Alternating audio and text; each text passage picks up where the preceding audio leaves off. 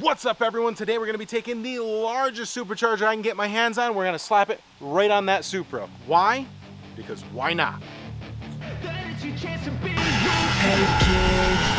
don't ever let them get inside your head. They'll tell you what to do in life instead of everything you know that you can get. Don't let them guide your life towards regret. I'll fight for what I love with every breath. My past is filled with things I won't forget. I use them all to push me to my best. So treat the worst of times just like a test. If only I could go back in time, I'd tell myself that everything will end up alright. Just push yourself, test yourself, figure out what you like, and find your limits, don't be rigid, always work towards a prime. Surround yourself with open minds, people can change your life. A few friends with intent can help you feel alive. Find a passion. Well, guys, today is another day and it is a lot nicer. Unfortunately, the sun did make the camera not happy at all. But we were able to get a lot of stuff done. Fortunately, by the time the camera did get a little too hot, I had to put it away, and it was like downpour. So things happen for a reason. Anyways, we got a lot done, and we're just about ready for the supercharger. So let's go ahead and take a quick look at what we have right now. So all this stuff came out fairly easily, no problem at all. Pretty straightforward. Now, this right here, not so much. Unfortunately, we have this engine stuff so far back that in order for us to get it out, we did have to drop the engine down. Not a big deal at all. It looks freaking awesome right now. Just have to get the new wiring harness, put it behind there, and then just mount the supercharger in. So the next thing you want to do is pull the studs out. You could be like me and spend an hour and a half trying to get one of them out because it was struggling and being a pain in the neck, and then realizing, oh yeah, that's right. Your welder does in fact have a cable long enough to run 120, but not the 240. So throw the 120 on it, put a couple little welds on it, it comes right out. Use your welder. It's a lot easier. Then you have to make sure your actual intake gaskets are in place and not going to be pushed out of the way. Bottom of this, you'll see there's a sensor there. That's going to be our mass air as well as temp there. And then that is a vacuum fitting that we have to attach. So just scoot it over here.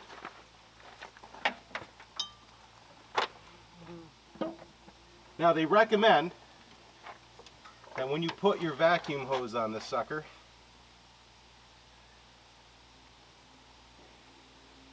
after 10 minutes of fighting for it, just watch. Just you watch. It's good it's a tight fit, because this comes off, you're in trouble. One eternity later. Once that's on there, you take a zip tie. This is what they recommend. In fact, this is what they supply.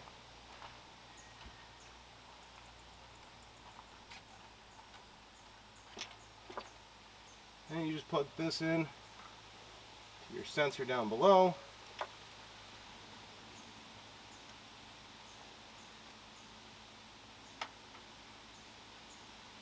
Like that. And then carefully, I do mean carefully, fight with this thing. Because now you have to make sure your gaskets stay in place because you no longer have studs holding them.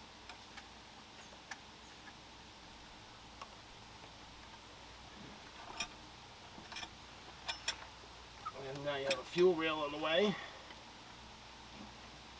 Make sure all your sensors are still out of the way. Continue to fight your gaskets.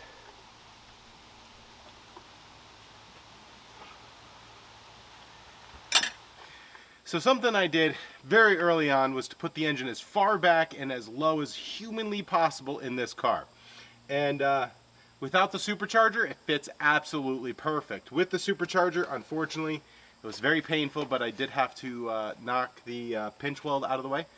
But when we go through and eventually we do some bodywork and paint on this car, I have full intentions of actually kind of concaving this a little bit so it looks a lot nicer. Now, one thing that has happened since I put the order in for this supercharger and I was planning for all this, they have come up with another form of the supercharger. Instead of having the outlet in the back, you can have it in the front. Elate has that same option. In fact, you can even get the same one they're using on the Corvettes, the Eaton Base 2650. Harlop makes one that would work perfectly with this kit as well, except for instead of it being on the back like this, your throttle body wouldn't be in the front. Something that I'd probably look into if I was to do another one of these, just so that I could still have it as far back as possible without having to do the dent. So, you know, we'll look to see what's going to happen now, but it was very, very sad to do that. But we have enough clearance now. So, without further ado or delay or any way you want to say it, it's time for the crown and jewel. All right, make sure you get all your bead on here too. I want to have this thing land pretty much perfect.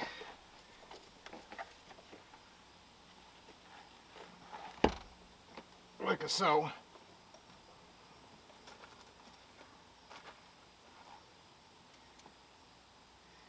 So I'm using, what is it called? The Ultra Black there. Is this. It's fuel safe and is an absolute nightmare to get off if you need it. It's really good stuff. So it should seal very well. Very well indeed. Well guys, today's the day. Hopefully we can hear this thing crank up. It's been about a week since I started putting this thing together, and as you can see, it looks pretty freaking awesome. Now, big shout out to Cartoon New Zealand. Calvin and his crew actually made this wiring harness. It gives a very nice clean install. The only wire that is still kicking around in the engine bay is this, and we actually have a spot in the wiring harness once it hits the inside so that the fan controller can be there instead of here. We just have to get the harness into there. So that's just temporary. We need to get a longer accelerator cable. The one out of the SC400 is too short. Trying to find a pickup truck one because that will actually be perfect. I even tried to just do something for the time being, not permanent, and maybe we'll be able to get that just to get the throttle and everything mapped in the ECU. We had to adjust the location of the belt pulley setup. So the serpentine belt, actually I moved the belt the pulley right here down to there, the idler. So that's just gonna sit, and I just drilled out the what do you call it? The system that they use. It's a hydraulic fan, clutch fan like thing. We just drilled out a hole, tapped it, and ran a spacer on the back of it. And then you have the idler there, the power steering delete. So this is all set up, and this is only temporary right now. A lot of temporary stuff, but we just got to get this thing running. So next step is we go up to the front here, or middle here. We have the base map set up. I haven't hooked up the actual ECU yet. It's just sitting there. We have to hook those two plugs in, and then the wife is kind enough to lend me her computer for the day. We do need to get a laptop. Our desktop obviously can't come out here, so I need to hook the fuel pump back up, and yeah, see if we can't get this thing running. So now that the firmware update is done, the next big thing we're going to have to go ahead and do is just make sure that all of our tweaking to the base map is there. One of the big things is we're running 850cc injectors, so we're in the fuel tuning underneath stage 1 where it says flow. We upgraded that to 850. I don't know why, it's pretty glary. It's a very shiny screen. It's already pretty polleny out here.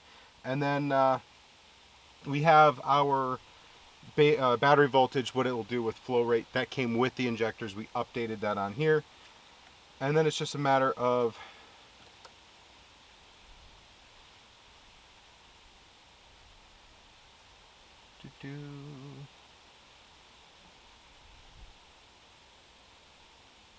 syncing to the actual ECU. Right, now we can see, like, I'll add a new page here, and it will be, well, I don't have the little typey thing right now, so we'll use the standard page, which shows us our lambda.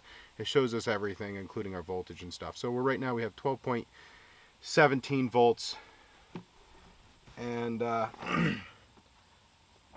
I'm going to go ahead and hook up the fuel pump and see if it'll start.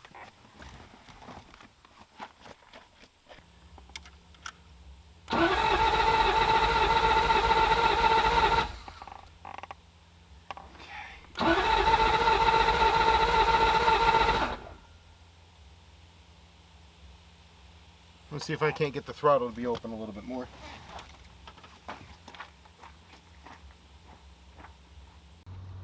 All right, fingers crossed we have a change here. And we can actually get this thing started, because currently we got to go over to the dashboard. You can see all our sensors and everything sitting on there. Found out what was wrong. It just didn't upload the file, the base file properly. It was still running off of a 5.0, totally wasted spark. Everything was wrong. So hopefully, go back over to the main so I can see all the oil pressures, everything I can see.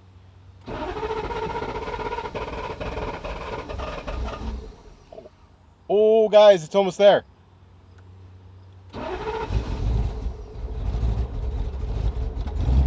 Well guys, as you can hear, she's running fairly well. We need to do a little bit of tuning, but we have a 1989 Toyota Supra with a V8 and a big old supercharger. So the next thing we gotta do is get it running and driving right, do some nasty burnouts and a couple donuts, and then I'll head over to the drag strip, because guys, I'm freaking pumped up, guys. I don't know about you, but that looks awesome. Freaking look at that thing, guys. Come here. Just you. Look at it.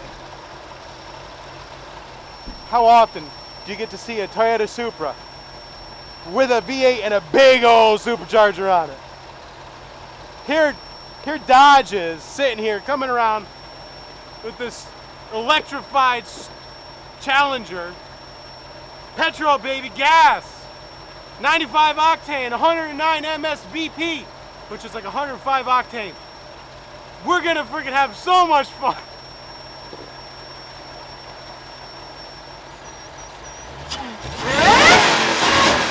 As I said, we need to do some tuning, but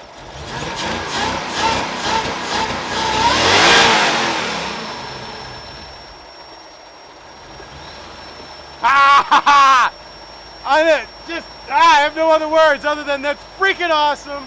It's been like 8 months of planning and working and getting parts and ordering parts, and freaking awesome, guys. Until next time, keep her shiny side up.